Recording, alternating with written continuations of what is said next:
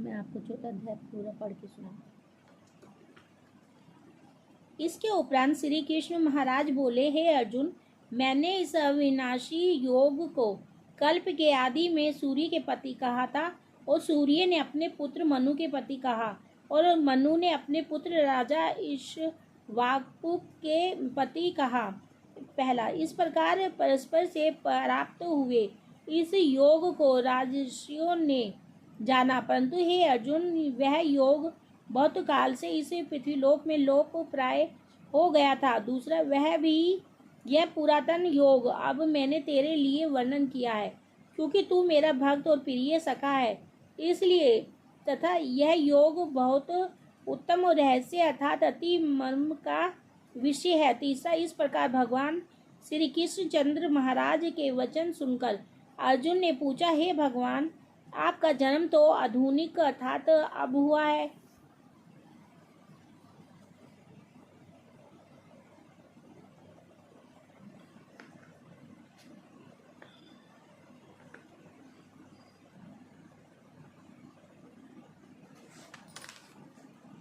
और सूर्य का जन्म बहुत पुराना है, इसलिए इस योग को कल्प के आदि में आपने कहा था, यह मैं कैसे जानूं। चौथा, इसका श्री कृष्ण महाराज बोले, हे अर्जुन, मेरे और तेरे बहुत से जन्म हो चुके हैं, परंतु हे परंताप उन सबको तू नहीं जानता है और ना मैं जानता हूँ। पांचवा, मेरा जन्म प्रकृत मनुष्य के सदृश नहीं है, मैं अविनाशी स्वरूप पर जन्मा होने पर भी तथा सब भूत प्राणियों का ईश्वर होने पर भी अपनी प्रकृति को अधीन करके योग माया से प्रकट होता हूँ। हे छठा, हे भारत, जब जब धर्म की हानि और अधर्म की वृद्धि होती है, तब तब ही मैं अपने रूप को रचता हुआ अर्थात प्रकट करता हूँ। सातवां, क्योंकि साधु पुरुषों का उद्धार करने के लिए और दूषित कर्म करने वालों का नाश करने के लिए तथा धर्म स्थापन करने के लिए युग युग में प्रकट होता हूँ। इसलिए हे अर्जुन, मेरा वह जन्म और कर्म दिव्य अर्थात अलौकिक है। इस प्रकार जो पुरुष तत्व से जानता है, वह शरीर को त्याग कर फिर जन्म को नहीं प्राप्त होता, किंतु मुझे ही प्राप्त होता है। नौवां, हे अर्जुन, पहले भी राग, भय और क्रोध से रहित अन्य भाव से मेरे में स्थित वाले मेरे शरण हुए बहुत से पुरुष ज्ञान रूप तप से पवित्र हुए मेरे स्वरूप को प्राप्त हो चुके हैं।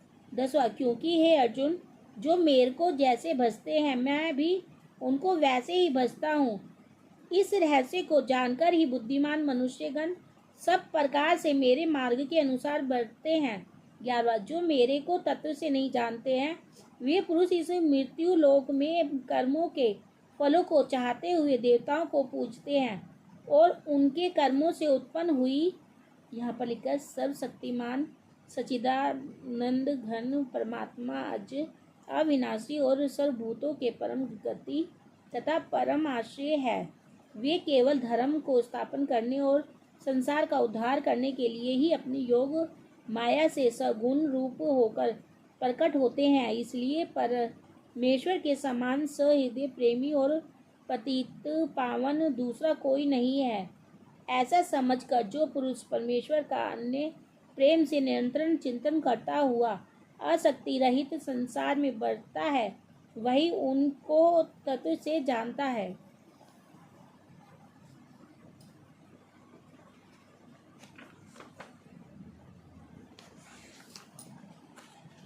सिद्धि भी शीघ्र ही होती है, परंतु उनको मेरी प्राप्ति नहीं होती, इसलिए तू मेरे को ही सब प्रकार से भज। 12वां, हे अर्जुन, गुण और कर्मों के विभाग से ब्राह्मण, क्षत्रिय, वैश्य और शूद्र मेरे द्वारा रचे गए हैं। उनके कर्ता को भी मुझ अविनाशी परमेश्वर को तू अकर्ता ही जान। 13वां, क्योंकि कर्मों के फल में मेरी सफा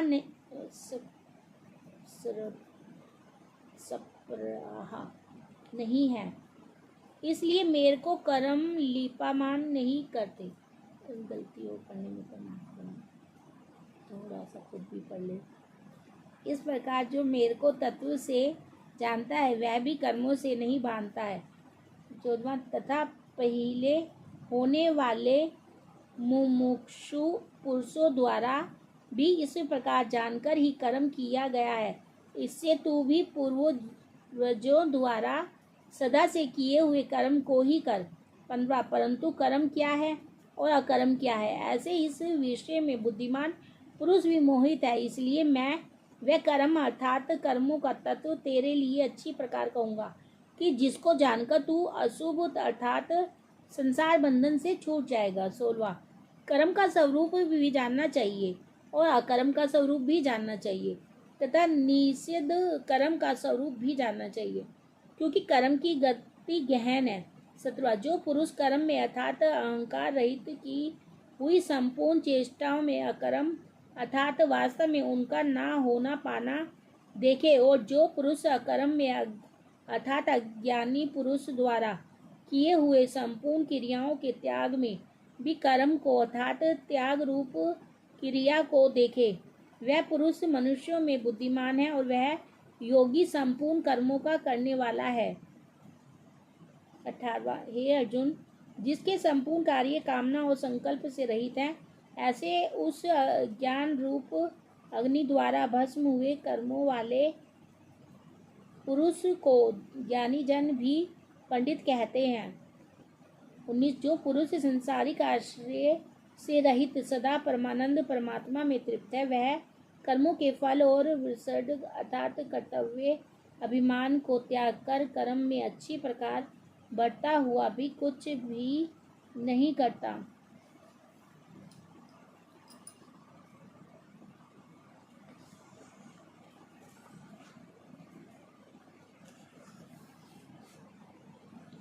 बीसवा, जीत लिया है अंतकरण और शरीर जिसने तथा त्याग दी है संपूर्ण भोगों की सामग्री जिसने, ऐसा आशा रहित पुरुष केवल शरीर संबंधी कर्म को करता हुआ भी पाप को नहीं प्राप्त होता है। 21, अपने आप जो कुछ आप प्राप्त हो उसमें संतुष्ट रहने वाला और हर्ष शोक आदि द्वंद्वों से अतीत हुआ तथा मत्सरता अर्थात ईर्ष्या से रहित सिद्धि और असिद्धि में समतत्व भाव वाला पुरुष कर्मों को करके भी नहीं बढ़ता है। 22वां, क्योंकि आसक्ति से रहित ज्ञान में स्थित हुए चित्त वाले यज्ञ के लिए आचरण करते हुए मुक्त पुरुष के संपूर्ण कर्म नष्ट हो जाते हैं। 23, उन यज्ञ के लिए आचरण करने वाले पुरुषों में से कोई तो इस भाव से यज्ञ करते हैं कि अर्पण अर्थात सुवादि भी ब्रह्म है और हवि अर्थात हवन करने योग्य द्रव्य भी ब्रह्म है, और ब्रह्मरूप अग्नि में ब्रह्मरूप कर्ता के द्वारा जो हवन किया गया है वह भी ब्रह्म है, ब्रह्म ही है। इसलिए ब्रह्मरूप कर्म में समाधि स्थित हुए उस पुरुष द्वारा जो प्राप्त होने योग्य है वह भी ब्रह्म ही है। 24, और दूसरे योगी जन देवताओं के पूजन रूप यज्ञ को ही अच्छी प्रकार उपासते हैं अर्थात करते हैं, और दूसरे ज्ञानी जन पर ब्रह्म परमात्मा रूप अग्नि में यज्ञ के द्वारा ही यज्ञ को हवन करते हैं। 25, अन्य योगी जन श्रोत्रादिक सब इंद्रियों को संयम अर्थात स्वाधीनता रूप अग्नि में हवन करते हैं अर्थात इंद्रियों को विषयों से रोककर अपने वश में कर लेते हैं, और दूसरे योगी लोग शब्दात्मिक विषयों को इंद्रिय रूप अग्नि में हवन करते हैं अर्थात राग द्वेष रहित इंद्रियों द्वारा विषयों को ग्रहण करते हुए भी भस्म रूप करते हैं। 26, दूसरे योगी जन संपूर्ण इंद्रियों की चेष्टाओं को तथा प्राणों के व्यापार को ज्ञान से प्रकाशित हुए परमात्मा में निश्चित रूप योगी ग्रीव में हवन करते हैं। 27, दूसरे कई पुरुष ईश्वर अर्पण बुद्धि से, और यहाँ नीचे लिखा है परब्रह्म परमात्मा में ज्ञान द्वारा एक ही भाव से स्थित होना ही ब्रह्म रूप अग्नि में यज्ञ के द्वारा यज्ञ को हवन करना है। सच्चिदानंद घन परमात्मा के सिवाय अन्य किसी का भी नाचित करना ही उन सबका हवन करना है।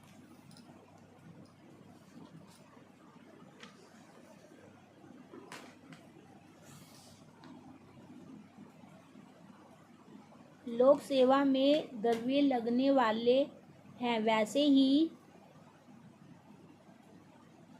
पुरुष स्वधर्म पालन रूप तत्व यज्ञ को करने वाले हैं और कई आषाढ़ योग रूप यज्ञ को करने वाले हैं और दूसरे अहिंसा तीक्ष्ण व्रतों से युक्त यत्रशील पुरुष भगवान के नाम का जप तथा भगवत प्राप्ति विषयक शास्त्रों का अध्ययन रूप ज्ञान यज्ञ के करने वाले हैं। 28 दूसरे योगी जन अपमान वायु में प्राण वायु को हवन करते हैं, वैसे ही अन्य योगी जन प्राण वायु में अपमान वायु को हवन करते हैं तथा अन्य योगी जन प्राण और अपमान की गति को रोककर प्राणायाम के प्राणायाम होते हैं। 29 दूसरे नियमित आहार करने वाले योगी जन प्राणों को प्राणों में ही हवन करते हैं। इस प्रकार यज्ञों द्वारा नाश हो गया है पाप जिनका, ऐसे यह सभी पुरुष यज्ञों को जानने वाले हैं। 30 हे कुरुक्षेत्र अर्जुन, यज्ञों के परिणाम रूप ज्ञानामृत को भोगने वाले योगी जन, गीता अध्याय 6 श्लोक 17 में देखना चाहिए, सनातन परम ब्रह्म परमात्मा को प्राप्त होते हैं और यज्ञ रहित पुरुषों को यह मृत्युलोक भी सुखदायक नहीं है, फिर परलोक कैसे सुखदायक होगा। 31 ऐसे बहुत प्रकार के यज्ञ वेद की वाणी में विस्तार किए गए हैं, उन सबको शरीर मन और इंद्रियों की क्रिया द्वारा ही उत्पन्न होने वाले जान। इस प्रकार तत्व से जानकर निष्काम कर्म योग द्वारा संसार बंधन से मुक्त हो जाएगा। 32 हे अर्जुन,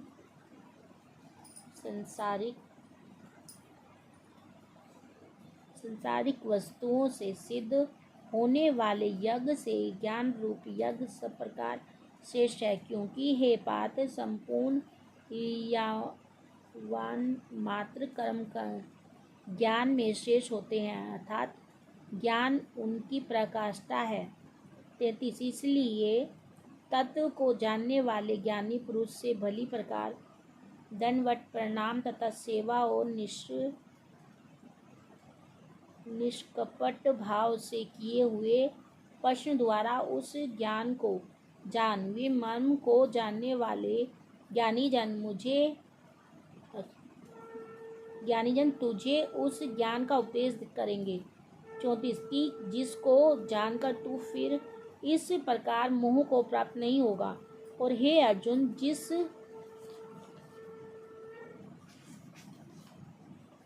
ज्ञान के द्वारा सर्वव्यापी अनंत चेतन रूप हुआ अपने अंतर्गत समाधि बुद्धि के आधार संपूर्ण भूतों को देखेगा और उसके उपरांत मेरे में अर्थात सच्चिदानंद स्वरूप में एक ही भाव हुआ सच्चिदानंद में ही देखेगा।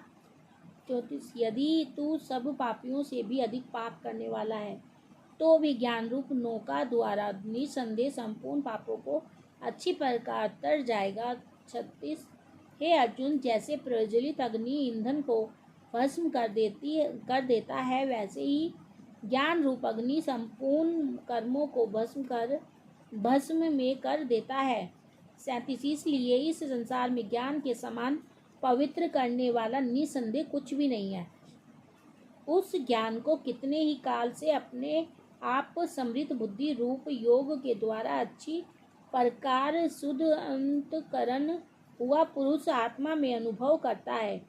38 हे अर्जुन, जितेंद्रिय तत्पर हुआ सदावान पुरुष ज्ञान को प्राप्त होता है। यहाँ पर लिखा है गीता अध्याय 6 श्लोक 21 में देखना चाहिए, गीता अध्याय 6 श्लोक 30 में देखना चाहिए। ज्ञान को प्राप्त होकर तत्क्षण भगवत प्राप्ति रूप परम शांति को प्राप्त हो जाता है। 31 हे अर्जुन, भगवती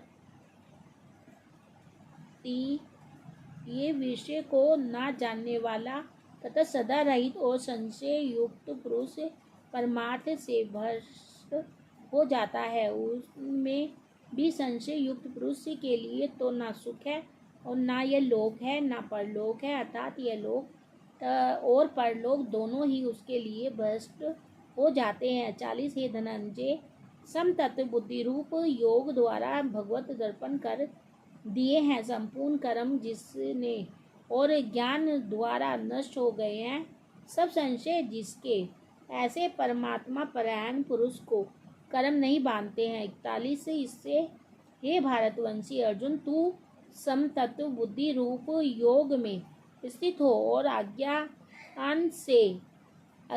से उत्पन्न हुए हृदय में स्थित इस अपने संशय को ज्ञान रूप तलवार द्वारा छेदन करके युद्ध के लिए खड़ा हो। 42 इति श्रीमद् भगवद गीता रूपी उपनिषद एवं महाविद्या तथा योग शास्त्र विषय श्री कृष्ण और अर्जुन के संवाद में ज्ञान कर्म संन्यास योग नामक चौथा अध्याय संपूर्ण। जय भगवत।